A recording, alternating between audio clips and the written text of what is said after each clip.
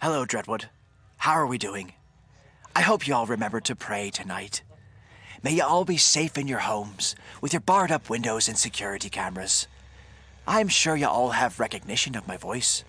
At least, those of you that came to me to try to make peace with your souls, with your crimes long since committed. I am the priest. I worked at the only chapel in the entire town. You may ask yourself what I'm doing here, and I am ashamed to tell you my crimes. What is the penance for a priest fallen from grace? Lucifer was sent into eternal damnation, so I assume that will be my fate. I would very much deserve it. However, unlike Lucifer, I will not be sent to rule a different plane. No, I am not important enough for that. Have you ever wondered what lies beyond? I'm not talking about heaven or hell. I'm talking about the woods that surround our town. Why does no one ever make it to the flatlands? And if they do, why do they never send word back? I do not blame them for never returning, but never sending a word. Is our town that damned? Let me tell you of all my crimes before I'm rid of the world. It was a warm summer night when I left the glory of God behind. My first crime was a long-standing one.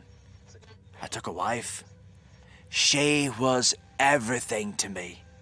I knew it was a sin, and believe me, I've spent many nights and days fretting over it.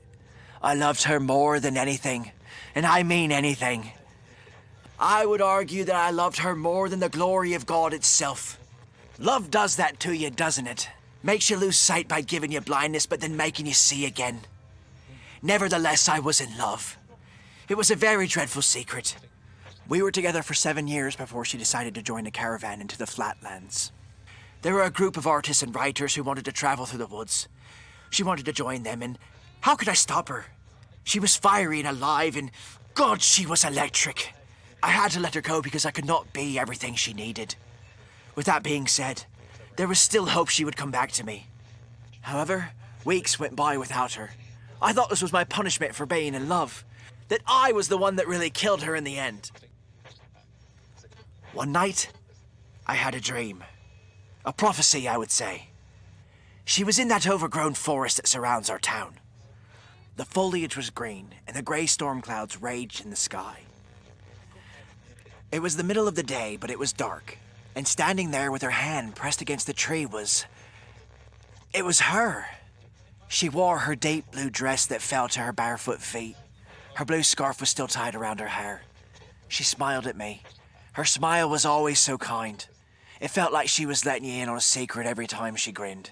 She whispered, "I'm still here," and raised a finger to her lips to shush me before saying, "You've just got to find me." I woke in a cold sweat, and I wept into my pillow. I had to find her. That summer night, I got dressed all in black, and I went to the church to pray one last time. I had taken a backpack with a modest amount of supplies. I didn't think I'd survive it. Truly, I do not know how I'm sitting before you today. I started my trek into the woods. I held a single flashlight, and I just walked where my feet led me. I knew in the end I would always be led directly to her. I heard the leaves crunch around me. Something was following me, and it seemed as if they had been for a long time. Finally, I do not even know what to call it. The creature stood in front of me. It took the form of a man with translucent skin. I could see the blue and purple veins standing against it even in the night. His lips were painted black, and his eyes were completely white. There wasn't anything close to a pupil in them. He had horns of a deer jutting grotesquely from his forehead in such a large display that I didn't even know how he kept his head upright. He was barefoot, and when he started speaking, I noticed he had sharp fangs. She said you would come looking.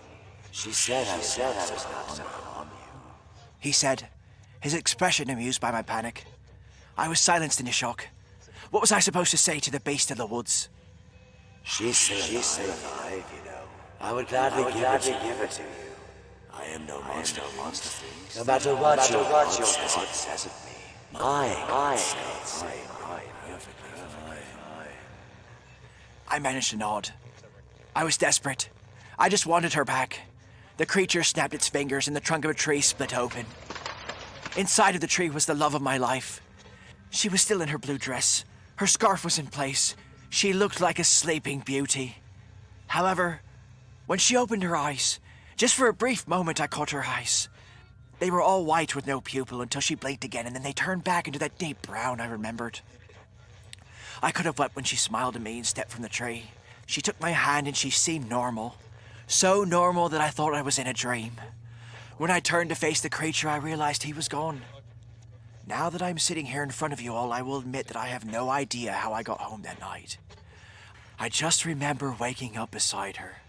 My heart swelled with joy. Finally, she was home. She was with me. Things started getting odd after that first day together. She was completely herself. She was so completely herself that I was worried. Then the night terrors started, or at least that is what I would call them. However, when the screaming started, blood would drip from her eyes and run into the white bed sheets. Her screams were deafening and once even shattered the water glass that sat at my bedside table. Usually I could wake her just by shaking her gently as I could, and when she'd open her eyes, I'd see the whites I saw in the forest. She would look at me confused before going back to sleep. I would stay up the rest of the night. I didn't get much sleep those days. Then there was the morning when she was getting ready for her day. I walked into the bathroom to find her wrapped in a fluffy white towel. Her hair hung wet and down over her shoulders.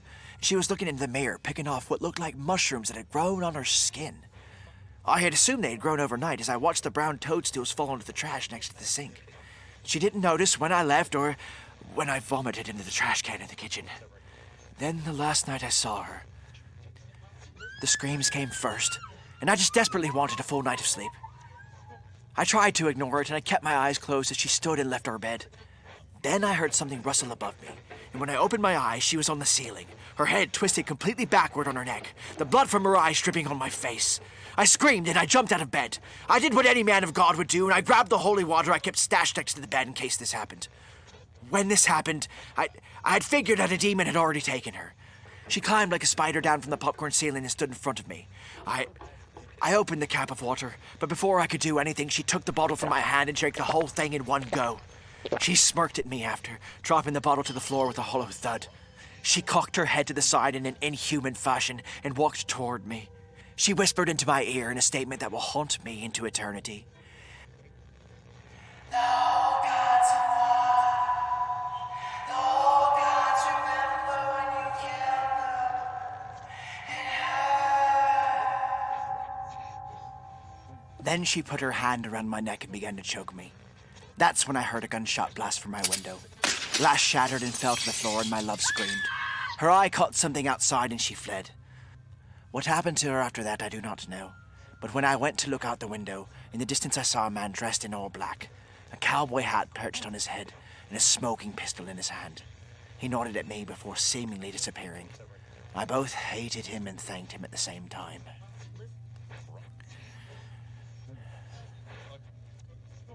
So here I am, praying for the crime of falling in love, demonic possession, and murder. May God have mercy on me.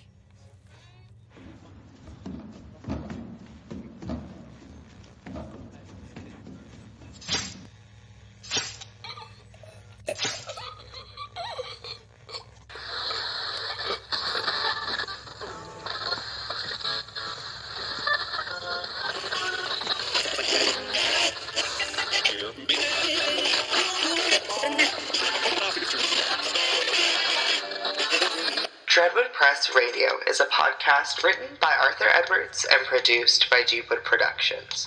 In this episode, The Priest is performed by Ian O'Neill.